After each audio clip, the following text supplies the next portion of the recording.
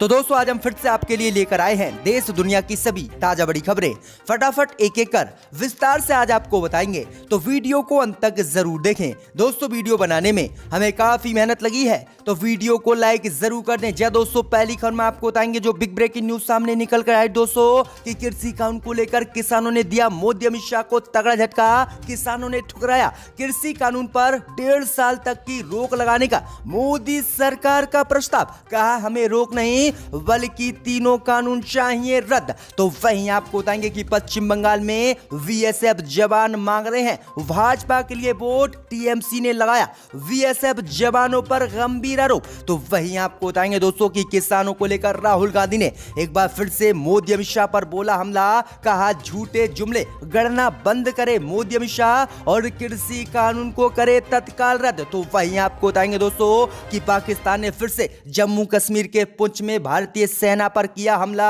इस हमले में एक भारत का जवान शहीद, 4-5 हुए हैं बुरी तरह से घायल। तो वही आपको बताएंगे दोस्तों कि राम मंदिर निर्माण के लिए भाजपा सांसद गौतम गंभीर ने दिए 1 करोड़ रुपए। तो वहीं आपको बताएंगे दोस्तों कि असम के मुस्लिम सांसद ने दिया बयान। कहा 2024 में अगर बीजेपी को फिर मिली सत्ता तो देश में गिरा देगी 3000 भाजपा मस्जिदें। तो वहीं आपको बताएंगे दोस्तों कि चीन को लेकर मोदी अमित शाह को लगा झटका। अरुणाचल प्रदेश पर चीन ने फिर से ठोका अपना दावा। कहा अरुणाचल प्रदेश है चीन का हिस्सा, भारत से लेकर रहेगी चीनी सेना। तो सभी खबरों को आपको एक एक कर बताएंगे दोस्तों, वीडियो को लाइक कर दें। इसी बीच बट दोस्तों पहली खबर की ओर जो बिग ब्रेकिंग न्यूज सामने निकल कर आई दोस्तों कि कृषि कानून को लेकर मोदी अमित शाह को किसानों ने दिया तगड़ा झटका। किसानों ने ठुकराया कृषि कानून को 1.5 वर्ष तक रोक लगाने का केंद्र का प्रस्ताव। जी दोस्तों आपको बता दें ये बड़ी खबर सामने निकल कर आई दोस्तों कि कृषि कानून को लेकर मोदी अमित शाह को किसानों से आज तगड़ा झटका लगा है। दरअसल आपको बता दें कि 3 नए कृषि कानूनों पर गतिरोध दूर करने के लिए बुधवार को केंद्र की मोदी सरकार द्वारा कानूनों को 1.5 वर्ष तक के लिए रोके जाने के प्रस्ताव को किसानों ने आज ठुकरा दिया है। सरकार से 10वें दौर की बातचीत में रखे गए प्रस्ताव पर चर्चा के लिए संयुक्त किसान मोर्चा की गुरुवार को कई घंटों तक चली आम सभा में यह फैसला लिया गया है। किसानों का कहना है कि 3 कृषि कानूनों को पूरी तरह से मोदी सरकार रद्द करे और सभी किसानों के लिए सभी फसलों पर लाभदायक एमएसपी के लिए एक कानून बनाने की बात करे। वहीं आपको बता दें कि किसानों का कहना है कि ये किसान आंदोलन की मुख्य मांगे हैं और वह इस मांगों पर अड़िग हैं। अगर मोदी सरकार कृषि कानून को रद्द नहीं करती है तो वह किसी भी कीमत पर अपना आंदोलन खत्म नहीं करेंगे। वहीं किसानों ने मोदी सरकार पर आरोप लगाया कि मोदी सरकार 1.5 साल के लिए कृषि कानून पर रोक लगाकर किसानों को गुमराह कर रही है और 1.5 साल में विधानसभा चुनाव कई राज्यों में हो जाएंगे और इसके बाद फिर से मोदी सरकार कृषि कानून को देश में लागू कर देगी। इसलिए किसानों ने कहा है कि मोदी सरकार जब तक तीनों कृषि कानूनों को रद्द नहीं करेगी तब तक वह ऐसे ही किसान आंदोलन को जारी रहेंगे। वहीं आपको बता दें कि किसानों ने ट्रैक्टर रैली को लेकर भी दिल्ली पुलिस के साथ बैठक की, लेकिन बैठक में कोई नतीजा नहीं निकला। दिल्ली पुलिस ने ट्रैक्टर मार्च निकालने की अनुमति नहीं दी तो किसान बोले कि बैरिकेड तोड़कर हम दिल्ली में प्रवेश करेंगे और किसी भी कीमत पर हम नहीं रुकेंगे। तो ये बड़ी अपडेट आ रही है, बड़ा झटका मोदी अमित शाह को किसानों ने फिर से दिया है। इसी बीच बट दोस्तों अगली खबर की ओर तो ममता बनर्जी ने पश्चिम बंगाल में वीएसएफ पर लगाए गंभीर आरोप। कहा पार्टी के खिलाफ मतदाताओं को भड़का रहे हैं जवान। जी दोस्तों आपको बता दें ये बड़ी खबर सामने निकल कर आई दोस्तों कि पश्चिम बंगाल में विधानसभा चुनाव से पहले ही राजनीतिक हलचल तेज हो गई है। इस बीच राज्य में टीएमसी और कांग्रेस ने गुरुवार को भारतीय चुनाव आयोग से सीमा सुरक्षा बल यानी वीएसएफ की एक शिकायत की है। चुनाव आयोग की पूरी पीठ से मुलाकात के दौरान टीएमसी ने आरोप लगाया है कि सीमावर्ती क्षेत्रों में वीएसएफ मतदाताओं को एक पार्टी के विशेष के पक्ष में मतदान करने के लिए डरा धमका रही है। हालांकि टीएमसी के इन आरोपों को लेकर वीएसएफ की ओर से कोई भी प्रतिक्रिया अभी तक नहीं आई है। वहीं आपको बता दें कि टीएमसी ने आरोप लगाया है कि वीएसएफ के जवान जो सीमावर्ती इलाकों में तैनात है वह भाजपा के लिए वोट कराने के लिए वहां के लोगों को धमका रहे हैं और डरा रहे हैं और कह रहे हैं कि अगर विधानसभा चुनाव पश्चिम बंगाल में होंगे तो आप सभी लोग भाजपा को वोट करें। तो ये बड़ी अपडेट आ रही है कि अब वीएसएफ के जवानों पर भी ममता बनर्जी ने यह गंभीर आरोप लगाया है। है, जिसके बाद भाजपा मुश्किल में पड़ गई है। इसी बीच बढ़ते दोस्तों अगली खबर की ओर, तो किसानों को लेकर राहुल गांधी ने मोदी अमित शाह पर बोला हमला, कहा जुमले करना बंद करे भाजपा और कृषि विरोधी कानूनों को करे रद्द। जी दोस्तों, आपको बता दें ये बड़ी खबर सामने निकल कर आई दोस्तों कि कांग्रेस के पूर्व अध्यक्ष राहुल गांधी ने मोदी सरकार और किसानों के बीच 10वें दौर की बातचीत बेनतीजा रहने के बाद आज बड़ा हमला किया है। राहुल गांधी ने कहा कि किसानों को लेकर हर रोज जुमले करने की बजाय मोदी सरकार तत्काल कृषि विरोधी कानूनों को खत्म करे। राहुल गांधी ने आगे कहा कि किसान दिल्ली की सीमाओं पर करीब 2 महीनों से आंदोलन कर रहे हैं और इस संघर्ष में कई किसानों की जान भी जा चुकी है, लेकिन मोदी सरकार उनकी मांगे मानने की बजाय बातचीत के बहाने उन्हें भटकाने और नए जुमले करने का काम कर रही है। कांग्रेस के पूर्व अध्यक्ष राहुल गांधी ने ट्वीट किया और कहा कि रोज नए जुमले बंद करे और मोदी सरकार सीधे सीधे तीनों कृषि कानूनों को रद्द करे। तो ये बड़ी अपडेट आ रही दोस्तों, बड़ा हमला राहुल गांधी ने मोदी अमित शाह पर बोला है। इसी बीच बढ़ते दोस्तों अगली खबर की ओर, तो राम मंदिर निर्माण के लिए भाजपा सांसद गौतम गंभीर ने दिया 1 करोड़ रुपए का चंदा। जय दोस्तों, आपको बता दें ये बड़ी खबर सामने निकल कर आई दोस्तों कि अयोध्या में रामलला के मंदिर निर्माण के लिए दान देने वालों में गुरुवार को एक बड़े नेता का नाम जुड़ा है। इसमें से एक नाम पूर्व भारतीय क्रिकेटर और पूर्व दिल्ली से भाजपा सांसद गौतम गंभीर का भी है। जय दोस्तों, आपको बता दें कि पश्चिम बंगाल के राज्यपाल जगदीश धनखड़ और गुजरात के मुख्यमंत्री विजय रूपाणी ने भी अयोध्या में राम मंदिर निर्माण के लिए दान किया और उत्तर प्रदेश के उप मुख्यमंत्री केशव प्रसाद मौर्य ने भी 1 साल की सैलरी दान में देने का ऐलान किया है। वहीं आपको बता दें कि इसी बीच खबर सामने निकल कर आ रही कि दिल्ली से भाजपा सांसद गौतम गंभीर ने भी 1 करोड़ रुपया राम मंदिर निर्माण के लिए आज चंदा दिया है, जिसके बाद कई लोग बड़े बड़े चंदे दे रहे हैं। तो ये बड़ी अपडेट आई दोस्तों कि 1 करोड़ रुपए का चंदा गौतम गंभीर भाजपा सांसद ने दिया है।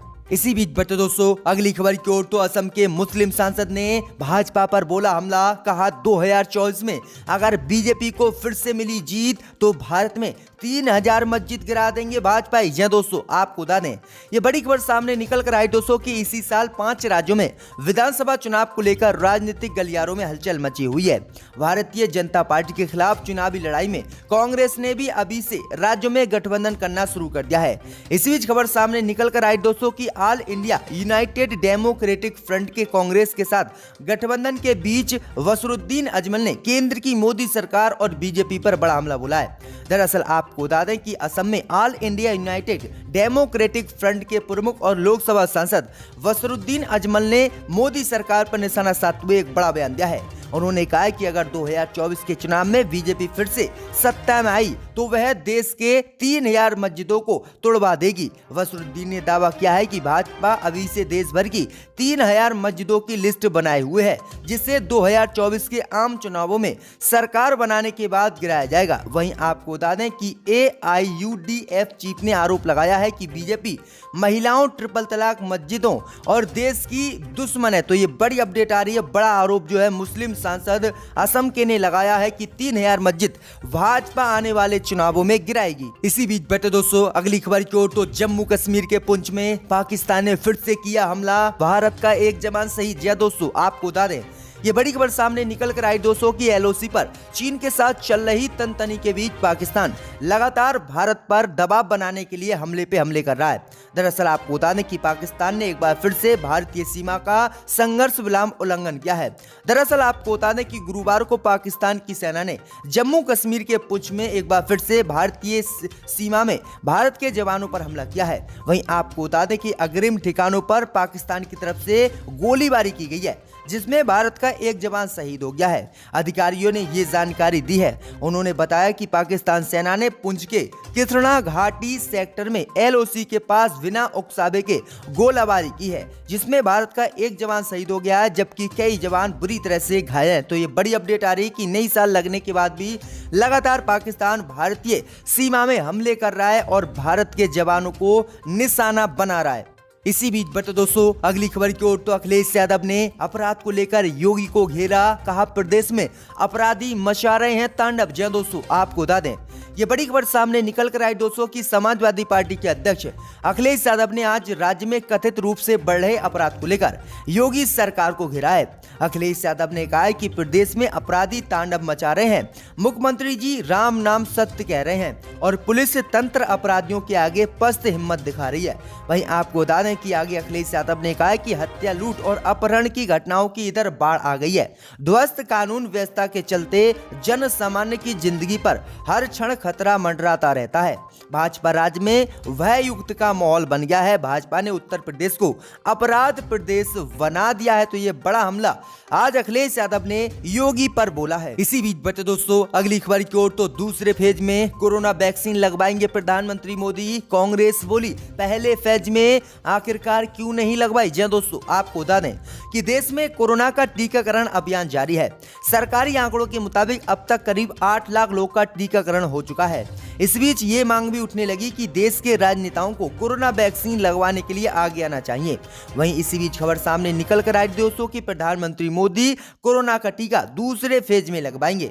इसी के साथ ही राज्य के मुख्यमंत्रियों को भी वैक्सीन लगाई जाएगी। अब कांग्रेस समेत विपक्षी के नेताओं ने कहा है कि पीएम मोदी को खुद पहले वैक्सीन लगवानी चाहिए, लेकिन अभी तक उन्होंने वैक्सीन नहीं लगवाई। उन्होंने आरोप लगाया है कि मोदी को भी डर था कि कोरोना वैक्सीन लगवाने के बाद उनकी कहीं मृत्यु न हो जाए, इसलिए उन्होंने गरीब जनता को पहले वैक्सीन लगवाने के लिए ढकेला और उसके बाद जब वैक्सीन के दुष्प्रभाव कम हुए तो अब कह रहे हैं कि हम दूसरे फेज में कोरोना वैक्सीन लगवाएंगे। तो ये गंभीर आरोप जो है कांग्रेस पार्टी ने प्रधानमंत्री मोदी पर कोरोना वैक्सीन को लेकर लगाए हैं। इसी बीच बटे दोस्तों अगली खबर की ओर, तो रुपेश हत्याकांड के बाद नीतीश कुमार पर लगातार उठ रहे हैं सवाल। राजद ने की नीतीश के इस्तीफे की मांग। जी दोस्तों, आपको बता दें कि राजद के राष्ट्रीय अध्यक्ष और पूर्व सांसद शैलेश कुमार उर्फ बुलू मंडल ने बिहार में बढ़ रहे अपराध के लिए मौजूदा राष्ट्रीय जनतांत्रिक गठबंधन यानी राजद की सरकार को जिम्मेदार ठहराते हुए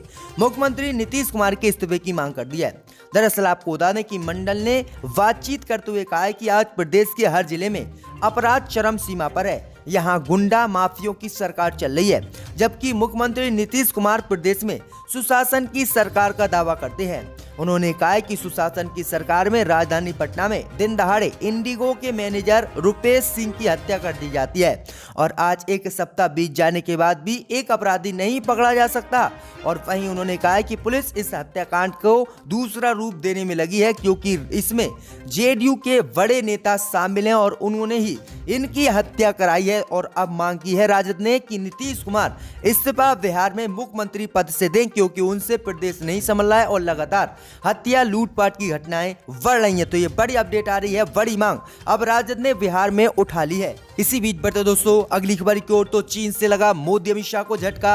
अरुणाचल प्रदेश को चीन ने फिर से बताया अपना हिस्सा। मोदी अमित शाह की बड़ी मुश्किलें। जी दोस्तों, आपको बता दें ये बड़ी खबर सामने निकल कर आई दोस्तों की हाल ही में खबर आई थी कि चीन की सेना ने अरुणाचल प्रदेश में 4.5 किलोमीटर भीतर घुसकर एक गांव बसा लिया है और इसको लेकर लगातार भाजपा पर सवाल खड़े किए जा रहे थे, लेकिन भाजपा ने कोई भी जवाब इसका नहीं दिया।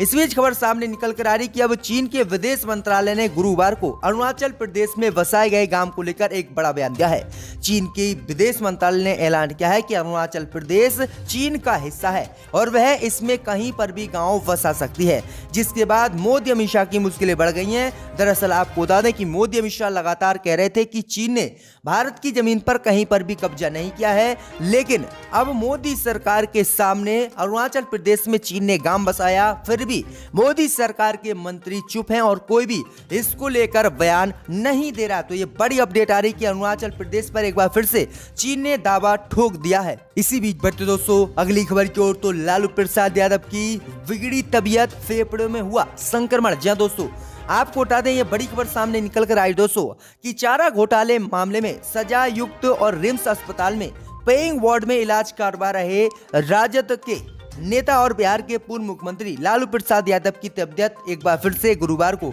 अचानक बिगड़ गई है। लालू यादव की स्थिति नाजुक बताई जा रही है। झारखंड के मुख्यमंत्री हेमंत सोरेन उनका हालचाल जानने के लिए रिम्स अस्पताल पहुंचे हैं। जानकारी के अनुसार उनके फेफड़ों में इन्फेक्शन के चलते उन्हें सांस लेने में दिक्कत होने लगी है। अनन फनन में डॉक्टरों ने कोरोना टेस्ट किया, लेकिन रिपोर्ट निगेटिव आई है। इससे पहले लालू की अचानक तबीयत बिगड़ने की जानकारी मिलने के बाद झारखंड के स्वास्थ्य मंत्री बन्ना गुप्ता भी उनका हालचाल जानने के लिए अस्पताल पहुंचे थे। तो ये बड़ी अपडेट आ रही दोस्तों कि एक बार फिर से लालू यादव की तबीयत बिगड़ गई है और उनके फेफड़ों में संक्रमण हो गया है।